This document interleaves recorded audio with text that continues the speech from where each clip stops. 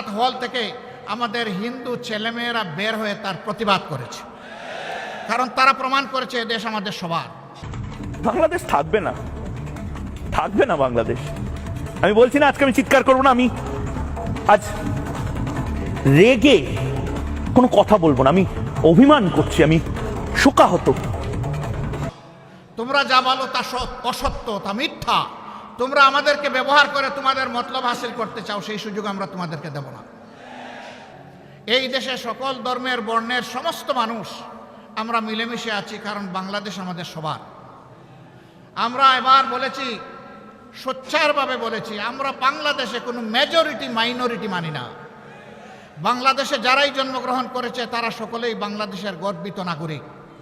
এই মাইনরিটি শব্দ বলে বলে অন্যান্য ধর্মের ভাই বোনদেরকে ব্যবহার করে একটি গোষ্ঠী মূলত দেশের বাইরে থেকেই তাদের স্বার্থ হাসিল করতে চায়।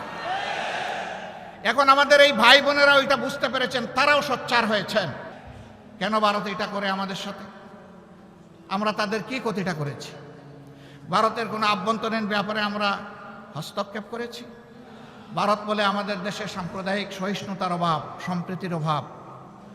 হ্যাঁ, মানুষ দেখতে পাচ্ছে কোন বৎসর কতটা কোন ধর্মের মানুষ ভারতের উগ্র একটি সাম্প্রদায়িক গোষ্ঠীর কাছে নির্মমভাবে নিহত হয়, সারা বিশ্ব তার সাক্ষী। বাংলাদেশে এই ধরনের নিকৃষ্ট ঘটনা ঘটে না।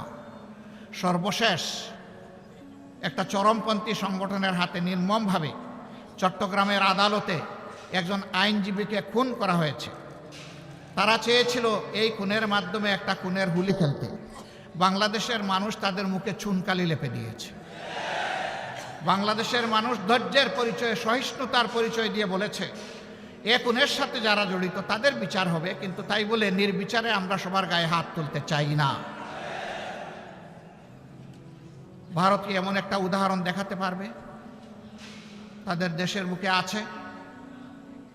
আপনারা দেখেছেন গতকাল বিভিন্ন ধর্মের যারা সম্মানিত ব্যক্তিবর্গ তাদেরকে নিয়ে প্রধান উপদেষ্টা একসাথে এক কাতারে দাঁড়িয়ে আওয়াজ তুলেছেন, এদেশ আমাদের সবার, আমরা এখানে কোনো সাম্প্রদায়িক বিভাজন চাই না। আমরা ধন্যবাদ জানাই আমাদের প্রধান উপদেষ্টাকে তার এই মহৎ উদ্যোগ নেওয়ার জন্যে। উদ্যোগ নিয়েছেন, উদ্যোগ নিয়ে থেমে গেলে হবে না, এই যাত্রা আমাদের অব্যাহত রাখতে হবে। এর আগের দিন তিনি সমস্ত রাজনৈতিক, দেশপ্রেমিক, ফ্যাসিবাদ বিরোধী, সাম্রাজ্যবাদ বিরোধী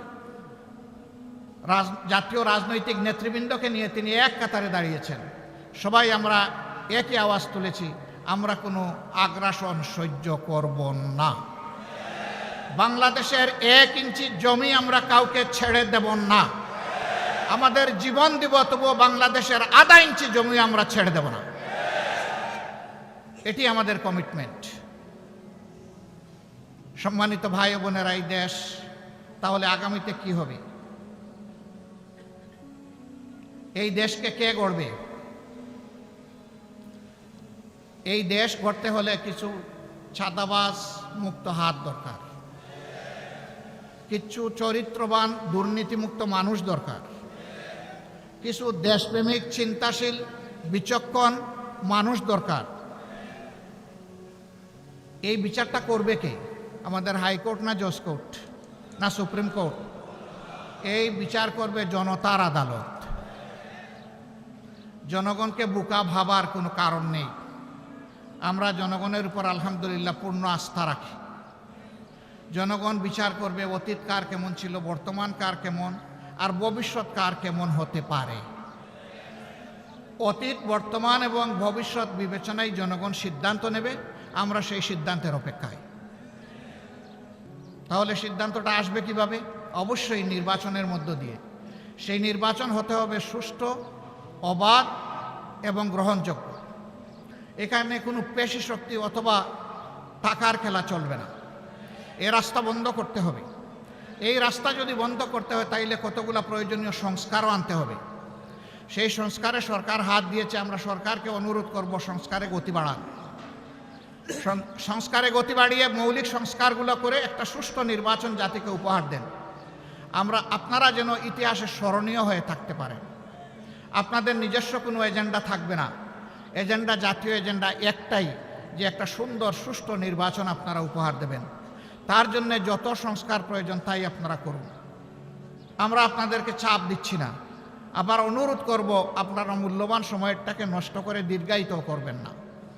আপনারা যৌক্তিক সময়ের ভিতরে এই নির্বাচন জাতিকে উপহার দিন। জাতি গত 3টা টার্ম তাদের নিজস্ব ভোটের অধিকার প্রয়োগ করতে পারেনি। বিশেষ করে জাতির 42 ভাগ ভোটার যারা যুবক, তারা একটা ভোটও দিতে পারেনি। আমরা আমাদের যুবকদের হাত ধরে, যুবকদের বুক ছিটিয়ে যুদ্ধ করা এবং রক্তের বিনিময়ে এই স্বাধীন পরিবেশটুকু পেয়েছি। আমরা চাই আগামীতে তারা শুধু ভোট দিবে না, তারা জাতিকে নেতৃত্বও দিবে ইনশাআল্লাহ।